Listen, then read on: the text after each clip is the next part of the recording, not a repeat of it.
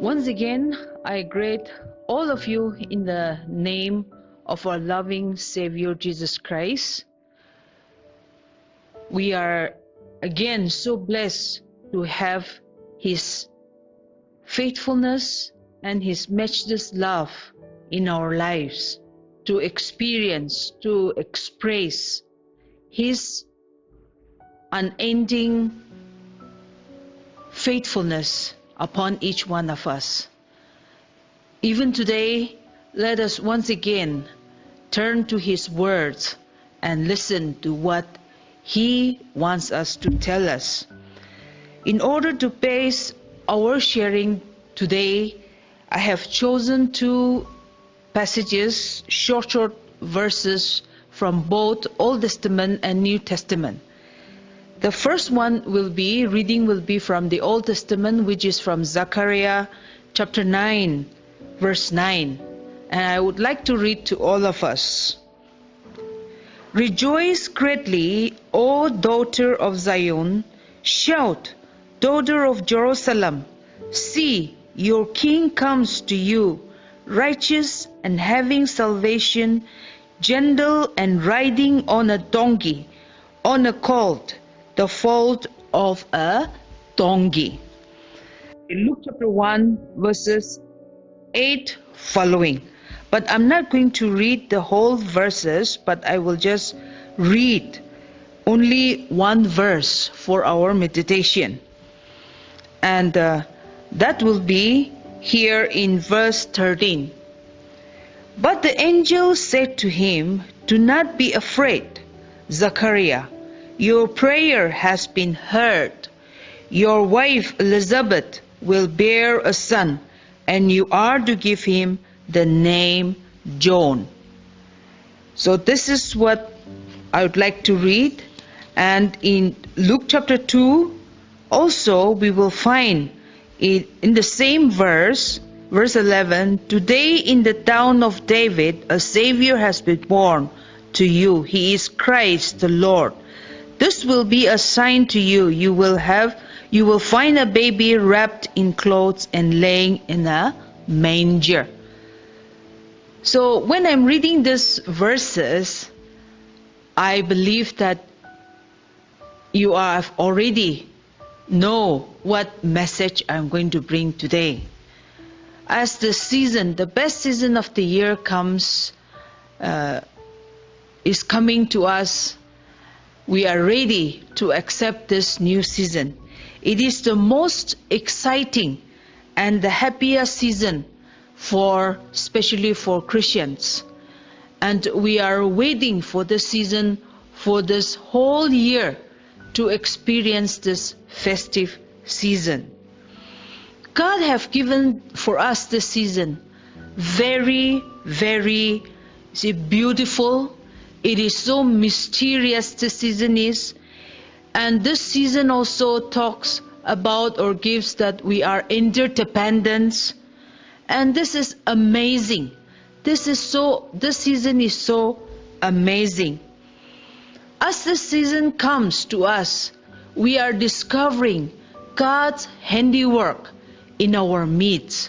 And this year, we definitely are going to experience His handiwork in this midst, and in this time we will definitely again discover His mysterious ways in this coming season.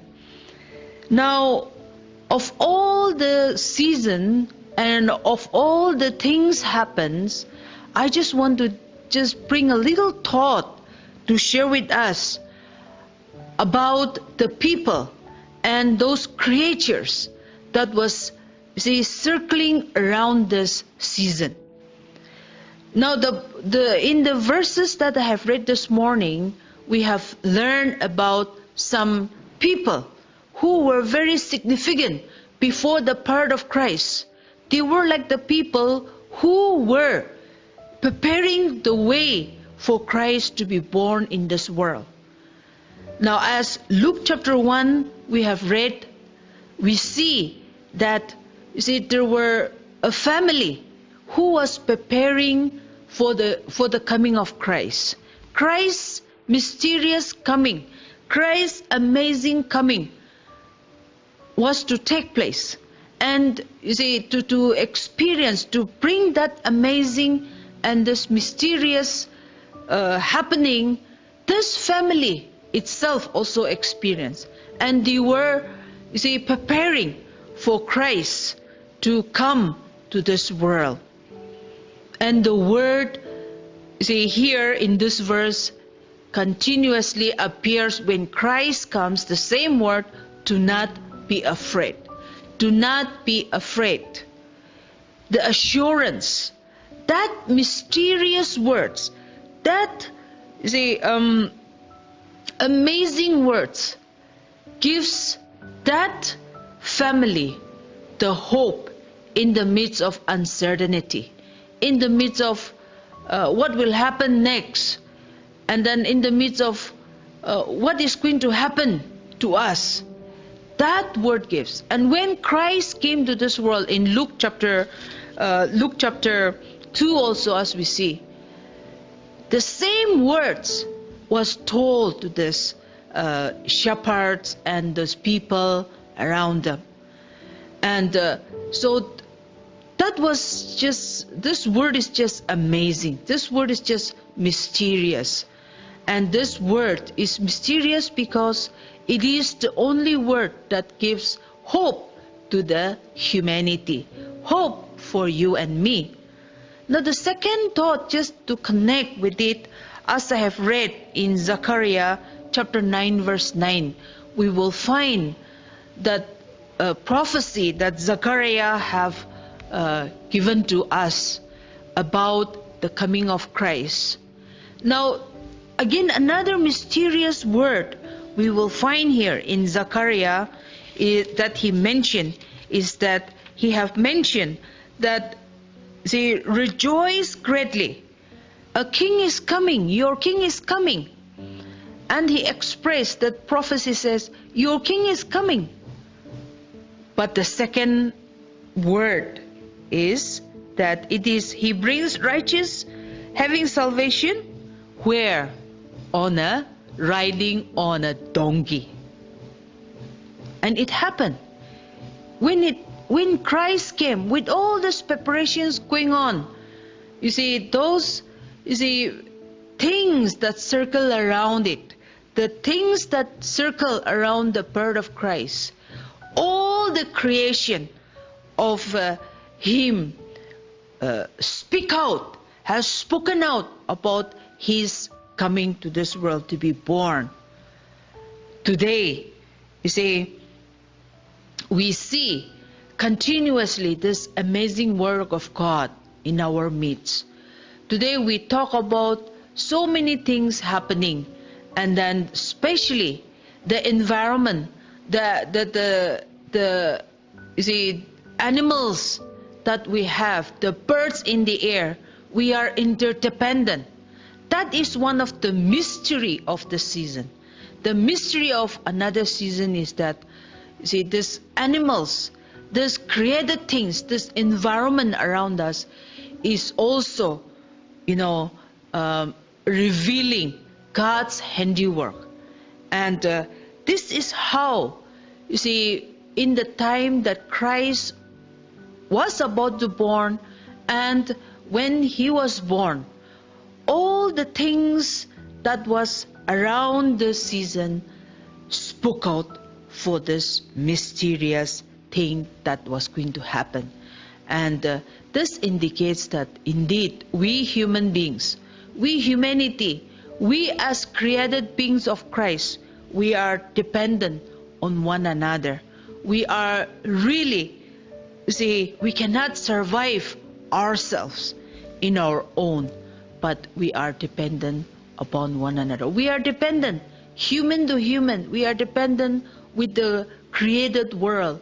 We are dependent with the environment, with the things that is around us. And so, as this festive season arrives, let us do something for the Lord.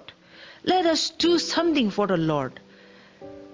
And let us bring, it may not be a big one, but let us do a small thing and bring a small change wherever we may be, and that will just speaks volume for us. It may be something, a very small thing, people may not recognize, but you see, it will bring changes to something else, to somebody else, and it will definitely make our festive season joyful, mysterious, and amazing. How can we do? How can we do this? That as we prepare for the coming of Christ, I just want to point out 3 points quickly. How can we do that one? To bring a small change in our community, in our family maybe, or in wherever we may be. We can have a single-hearted attitude. Single-hearted attitude. Matthew 5:8. If we read Matthew 5:8, it says that you just focus, do things single-heartedly. Just do it.